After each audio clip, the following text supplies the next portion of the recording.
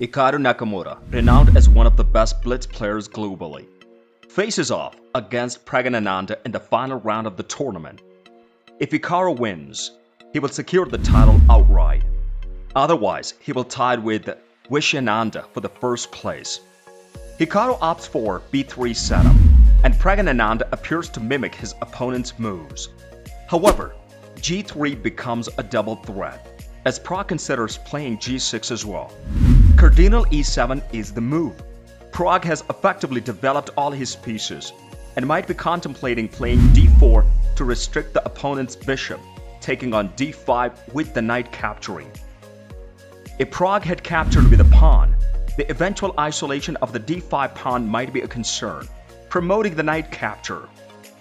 Bishop g2, castling, and c4 on the board rug, followed by placing the pawn on c5. Hikaru short castles d5, exerting pressure on the center, and the queen moves to e2. The knight captures on d5 and rook moves to d1. Hikaru's delay in executing the d4 break demonstrates a strategic move to prepare for its first. It is also advantageous to position the rook opposite the black queen. Despite the challenging visibility of the clock due to elimination, both players have 5 minutes to play, with 3 seconds added per move. Hikaru is taking his time. On one hand, he desires to maintain a complex position to increase his chances of defeating Praggnanandhaa. On the other hand, he recognizes that the truck is not an opponent to be taken lightly when in a disadvantageous position. Thus, making the move d4 is a good decision. If the move is accepted, after queen takes f6, the queen attains a favorable position, attacking the rook on default square. The default square witnesses several exchanges, including the trading of the bishop, which Hikaru accepts with the rook. The queen is well positioned, and both the knight and bishop hold strategic placements on e7 square. White's sole advantage in this position is its well-placed bishop on g2. However, Pragg can potentially move his knight at the opportune moment and trade off these bishops as well. Objectively speaking, the position is currently equal. Therefore, one of Hikaru's objectives might be to develop his knight, which can be placed on d2, although the knight c3 is a playable option as well, attacking the queen. It would be most logical for Pragg to move his rook to d8, followed by the other rook. The knight moves to d2, and now e5 becomes an intriguing move, as it would push the position forward and enable the rook to move to d3. However, e5 would also disrupt the stability of the knight in the center.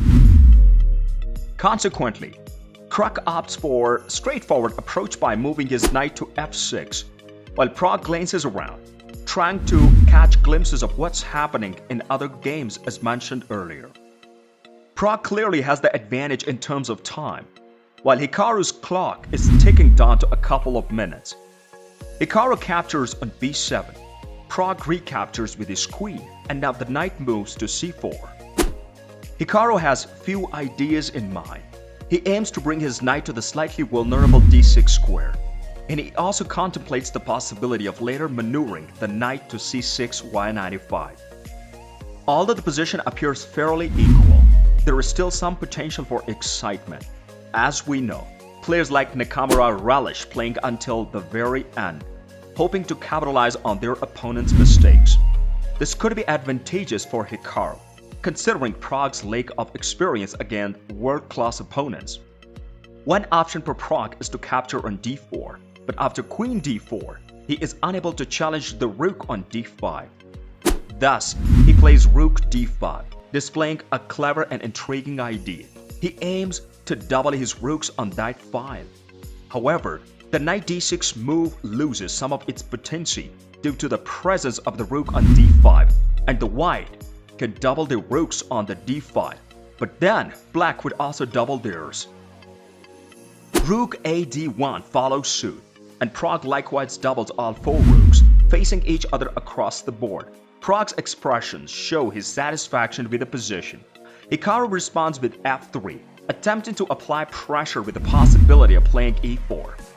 It's worth noting that capturing the pawn on f3 with a series of exchanges such as take, queen takes, and capturing the f3 pawn leads to a big rank mate threat with queen d8, creating a problem that Pragg must address.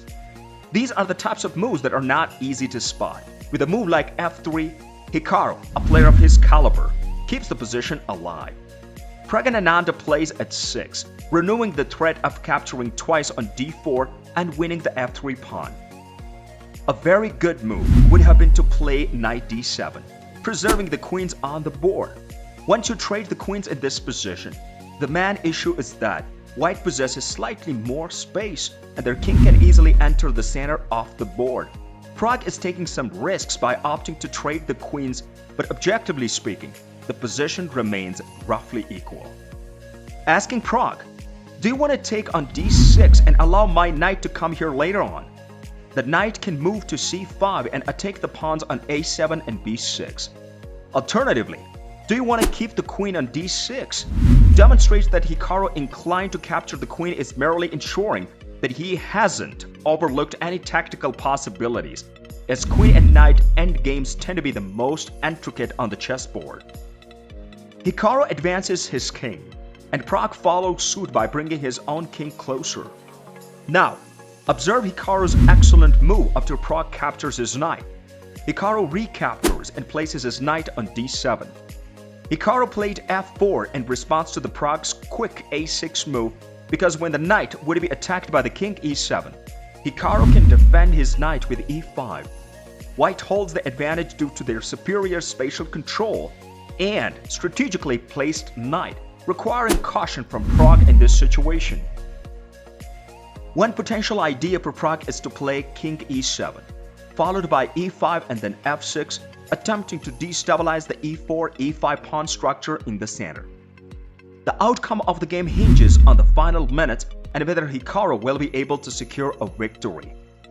Other possibilities include checking moves, knight maneuvers, and Pragg considering advancing their f1 pawn not by 1 square but by 2 squares. I believe one of the Pragg's intentions was to prevent the white king from occupying the e4 square, which is why they played the pawn to f5. In my opinion, it may not be the best move, but the fact remains that Pragg successfully denied the white king access to the e4 square. By doing so, they aim to clear the path for their own king and force the pawn to either advance forward or move to the side.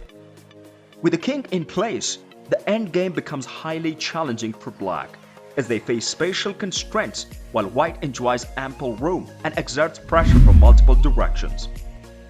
Hikaru's intention behind obscuring the visibility of his time was to keep us guessing, but it is possible that he was down to his last second on the clock. In such a situation, a natural move would be a4, yet Hikaru wanted to ensure that there were no tactical possibilities looming. For instance, one possibility is to place the knight on f7 and aim to maneuver it to specific squares.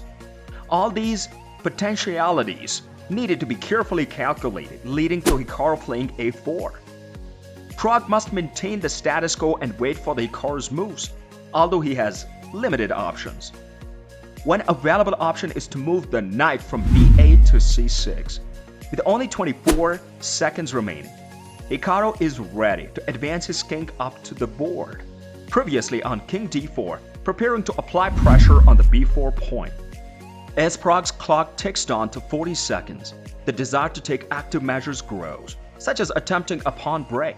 However, it's not easy to determine the best course of action due to the waiting move of the king e7, which has cost Pragg valuable time. At this juncture, Hikaru makes a fantastic move with a5. In an attempt to create a square for his team on c5, Pragg moves their pawn to b5. The winning move at this point would have been to capture and play g4. This move aims to prevent the f4 knight from reaching the targeted square and causing the loss of the g5 pawn.